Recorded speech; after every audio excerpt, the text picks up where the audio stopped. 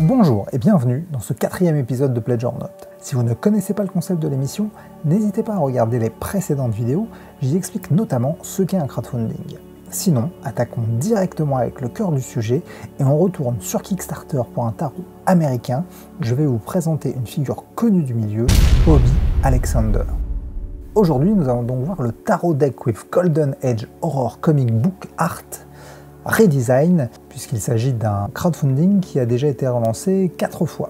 À l'heure actuelle, le financement est atteint, puisque l'objectif était de 2690 € et il a dépassé de 300 € et quelques. Et il reste une vingtaine de jours pour terminer le projet. Concernant le porteur du projet, Bobby Alexander, c'est une figure assez connue sur Kickstarter, en tout cas si on s'intéresse au tarot, puisque c'est son 51e projet. Il est sur Kickstarter depuis 2013. Alors il a fait des choses très diverses. On va regarder ça. Donc il y a eu du RPG, des adaptations déjà de comics mais en cartes traditionnelles, du skate avec les doigts, une adaptation de comics mais en artbook, du skateboard toujours, du RPG, d'autres adaptations de comics, des dés sexuels. Donc vraiment des projets très très variés et hop. C'est à partir de 2019. En fait, donc là, il a commencé le tarot déjà ici, et c'est vraiment à partir de 2019, donc à partir d'ici, du tarot card deck based on 1940 WPA Voster Major and Minor. En tout cas, bon, à partir de cette adaptation de tarot, d'affiches de propagande en tarot, qu'il a commencé à ne faire plus que ça, en fait. Donc comme on peut le voir, c'est beaucoup des projets qui sont lancés plusieurs fois, parfois parce qu'ils échouent et parfois parce que il refait le tarot et le relance, quoi. Donc voilà, 51 projets en tout, donc on le voit assez régulièrement passer. Il y a eu des univers très différents, comme vous pouvez le voir. En gros, j'imagine qu'il utilise tout ce qui est libre de droit, tout simplement. Ça donne des univers très forts qui peuvent être séduisants. C'est vrai qu'il sait bien choisir les univers qu'il utilise. Après, il faut voir effectivement si c'est bien employé ou pas. Donc du coup, sur 51 projets, il y a eu quand même pas mal de rééditions et pas mal d'échecs. Ce qu'on peut découvrir sur Bobby Alexander, c'est assez vague. Donc quand on va sur sa bio, on peut trouver un lien sur son site. Mais alors, c'est un site qui fait pas du tout envie, vous allez voir. Déjà non sécurisé, ça c'est pas une bonne chose. Et voilà, c'est un site de lien. Voilà. Alors j'ai pas envie d'aller beaucoup plus loin parce que je le trouve assez louche ce site. Et donc là clairement il n'y a aucun rapport avec le tarot, quoi. Ce qu'on ne trouve pas étonnamment sur ses coordonnées, c'est son Instagram. Parce que oui, un Instagram depuis 2019. En fait, depuis qu'il s'est vraiment mis quasiment qu'au tarot sur Kickstarter, il a fait son petit Insta pour faire sa pub. C'est un Insta qui fonctionne plutôt pas mal parce que comme on pourra le voir, il y a quand même 4788 abonnés, donc c'est pas rien, presque 5000 abonnés, et il est suivi par des comptes comme Indie Deck Review, qui est un compte très populaire de promotion de comptes de tarot. Donc c'est un Instagram qui est plutôt actif, on va dire, et ça réagit pas mal, une centaine de likes sur des posts, c'est quand même plutôt honorable. Donc il a une petite notoriété dans le tarot. Et l'autre chose qu'on ne voit pas, alors que ça semblerait quand même la base, c'est sa boutique Etsy. Parce que lui, une fois qu'il a sorti ses tarots, du coup il les vend sur Etsy. Donc on peut voir un peu les versions finies de ces tarots. Si vous voulez vous faire une petite idée de ce que sera le produit fini, c'est là que vous vous en rendrez le mieux compte. Voilà. Là, c'est pour le affiche théâtrale vintage. Donc on voit qu'il sait quand même, en tout cas, bien choisir les illustrations. Alors pas forcément par rapport aux thématiques, mais plus par rapport à la qualité des visuels. C'est-à-dire qu'il a du goût, on va dire, en tout cas dans ses choix. Donc on va revenir sur le projet du tarot. Au niveau de la vidéo, alors vous l'aurez vu, ça va aller très vite, il n'y a pas de vidéo. Donc comptez pas en apprendre plus là-dessus. Voilà, j'ai pas checké tous ces projets, mais il me semble qu'il n'y a jamais de vidéo tout simplement. Donc au niveau du projet, c'est assez basique, il nous raconte vite fait comment il fait ça. Donc il s'agit vraiment de couvertures de comics ou d'affiches de comics qui ont été numérisées et qu'il a vaguement modifié en rajoutant, en effaçant par exemple les titres pour ajouter les noms de cartes. On voit, donc là il montre un peu du coup les divers visuels. Donc là voilà, là il montre un peu comment il fait. Donc il restaure un petit peu, là il a changé la couleur pour unifier et il a changé donc le titre pour mettre le nom de la carte en supprimant ça. Donc voilà, donc on voit un petit peu son travail. Là on voit le dos de la carte. Ici donc l'explication de ce qu'il y aura exactement. Donc là on voit le paquet de cartes. Et puis là il y a les stretch goals qui ont été rajoutés il y a peu de temps. On revient après dessus. Et puis c'est les trucs de base sur tous les projets de toute façon. Voilà. Donc il explique, oui, alors voilà, donc il a une société de vente de mini skateboard. Voilà. Donc ce qui explique peut-être un peu le site. Donc le projet, il est assez basique, hein. Donc vous avez vraiment le minimum. Il y a quand même plusieurs visuels histoire de se faire une idée. Et il y a des explications, mais il n'y a pas de réelle motivation, on va dire. Voilà, c'est une présentation de produit, tout simplement. Au niveau des contreparties, là ça va être très simple. Vous avez le choix entre un tarot, donc à 32 $ ou 29 €, ou deux tarots, donc à 60 $ ou 54 €. Donc voilà, on ne peut pas dire que vous ayez énormément de choix, ni que ce soit très créatif à ce niveau. Là encore, on est plus au niveau de la prévente que du crowdfunding. Ensuite, au niveau de la communication autour du projet, donc on remarque qu'il n'y a pas de commentaires, donc malgré le fait qu'il y ait 90 contributeurs, personne n'a laissé de message, donc on ne peut pas lui reprocher de ne pas avoir répondu puisqu'il n'y a pas de message. Par contre, on voit qu'il n'y a qu'une seule actu. Voilà. Projet lancé le 19 janvier, donc ça fait 11 jours que le projet a été lancé. Une seule actu en 11 jours, bon, c'est pas extraordinaire. Après, c'est une actu qui est pour une bonne chose, puisque c'est pour parler des stretch goals, pour annoncer les stretch goals, parce que c'est quelque chose qui fait pas trop et qu'il n'avait pas mis en place dès le début, donc il vient seulement de les mettre en place. C'est donc le moment de parler des fameux stretch goals. Alors là, très clairement, c'est trop peu et trop tard. Donc voilà, il y a 3 stretch goals. Le premier commence à 5000 $. Voilà, lui demandait 2690, donc c'est quasiment le double de la somme qui était demandée pour le projet. Donc c'est énorme pour un stretch goal. C'est quand même très rare qu'on demande ça. Et tout ça pour offrir donc 3 tarot deck stickers, donc 3 autocollants en fait d'une des cartes, enfin 3 cartes a priori en stickers. 5000 €, il faut savoir aussi que c'est une somme qu'il n'a pas atteint avec son plus gros projet en fait. Donc si on va sur son plus gros carton récemment, donc c'est celui-là, le Tarot Deck Vintage Japanese Image, on voit qu'il a atteint 4533 $. Donc son plus gros carton n'atteint pas les 5000. Autant dire en gros que les stretch goals, ils sont surtout là pour faire croire qu'il y aura des stretch goals, mais qu'il n'y en aura pas. Vu la progression de ces crowdfunding, vu le peu d'investissement, je doute qu'on atteigne les 5000 même en 20 jours. Franchement, les stickers, il aurait fallu les mettre à 3000. Voilà. Non, à la limite 500 € de plus au projet. Alors, il est vrai que la mise de départ est basse. 2690 € pour finaliser le projet, c'est pas énorme. En général, les montants sont quand même beaucoup plus impressionnants, surtout pour des professionnels, parce qu'a priori, il fait ça au sein de sa société. Mais voilà, c'est un peu une blague de mettre un crowdfunding aussi haut pour ça. Vaut mieux mettre des petites choses, mais plus régulièrement, plutôt qu'aller aussi loin. C'est pas motivant en fait, donc ça casse complètement la dynamique du stretch goal. Et du coup, maintenant, on va parler du jeu en lui-même. Donc le jeu, ce qu'il faut noter, c'est que c'est un univers qui est quand même assez fort, parce que c'est vrai que le comics d'horreur, c'est quelque chose quand même d'assez riche. Donc on voit qu'il y a des visuels qui sont très réussis, et puis il y a cette espèce de patte vintage qui fonctionne bien. Après, on pourra discuter de la pertinence des choix. The Magician, donc c'est un magicien, mais est-ce qu'il y a vraiment un rapport avec la carte du magicien, que ce soit dans le tarot de Marseille ou dans le Rider-Waite? On ne retrouve pas les éléments traditionnels de ce type de carte, donc est-ce que ça va vraiment parler aux gens qui vont essayer de lire? L'empereur, j'avoue que je cherche la cohérence avec l'empereur. Je ne vois pas forcément la figure d'autorité, ouais, un cow-boy fantomatique, quoi. Je sais pas. Voilà, bon, bref, les choix sont ce qu'ils sont. Ce qui va me plus le gêner, c'est surtout que il n'y a pas de trace de livret, en fait.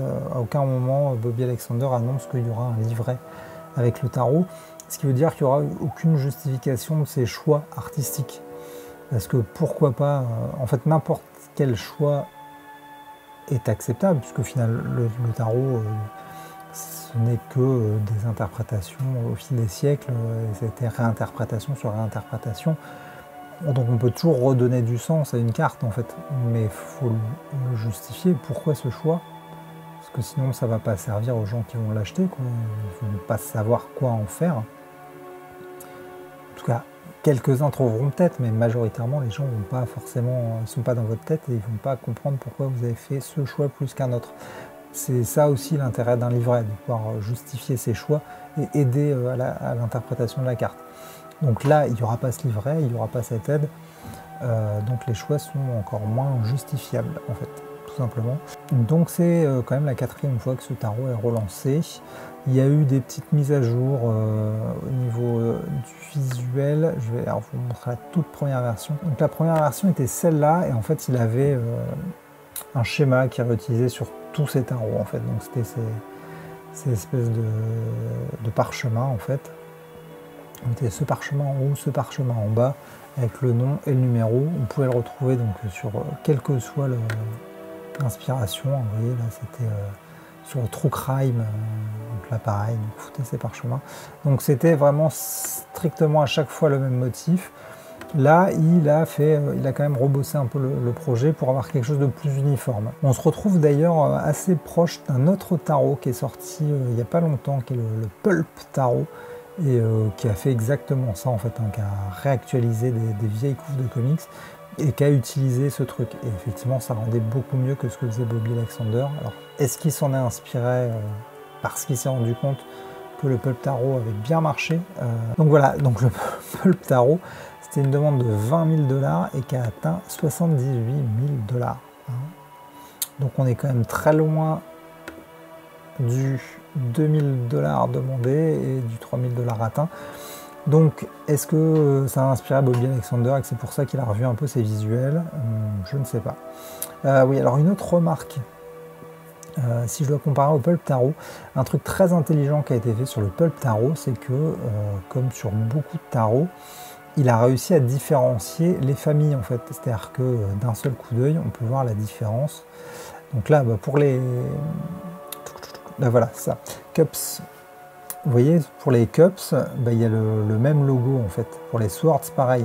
En fait, il a vraiment pris le même visuel pour bien différencier les familles. Donc d'un seul coup d'œil, on peut savoir si c'est du coupe, du bâton ou autre. Et pareil pour les majeurs, en fait, à chaque fois, là, il a pris encore un autre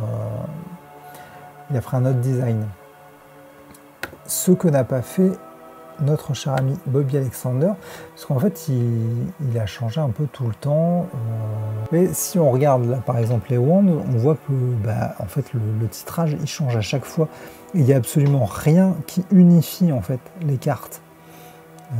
Ou alors, sur la thématique, Pentacle, non, vous voyez, alors déjà c'est dommage que je sois obligé de le chercher, cette information, ça devrait sauter aux yeux, et il n'y a rien qui semble aller dans cette idée. Donc il n'y a aucune uniformisation, c'est vraiment, il a foutu des cartes, voilà, comme ça l'inspirait, et tiens, je vais mettre ça là, parce que ça ressemble vaguement à la thématique, et ça passera. Donc il y a tout ce travail, en fait, de mise en page, de mise en forme, qui manque vraiment. Le projet manque de cohérence, en fait, tout simplement. C'est vraiment un enchaînement de couverture. Du coup, alors, est-ce que je vais craquer ou pas ?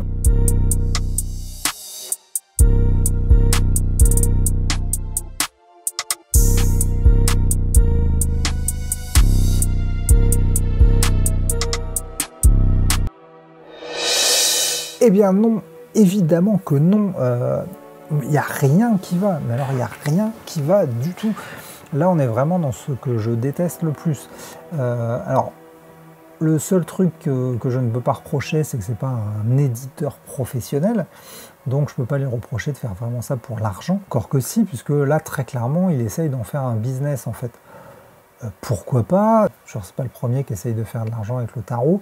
C'est pas pire que d'essayer de vendre des livres. Non, ce qui me gêne vraiment, c'est le manque d'investissement personnel dans ces projets. Le fait qu'ils refassent toujours les mêmes projets sans ajouter plus de qualité. Là, effectivement, visuellement, il y a un petit plus, mais comme je le disais, il n'y a aucune cohérence, il n'y a aucune recherche de cohérence, quoi. C'est vraiment, je suis allé chercher des jolies images et j'ai vaguement foutu un truc dessus pour faire croire que c'était un tarot. Regardez la boîte, enfin ça c'est scandaleux.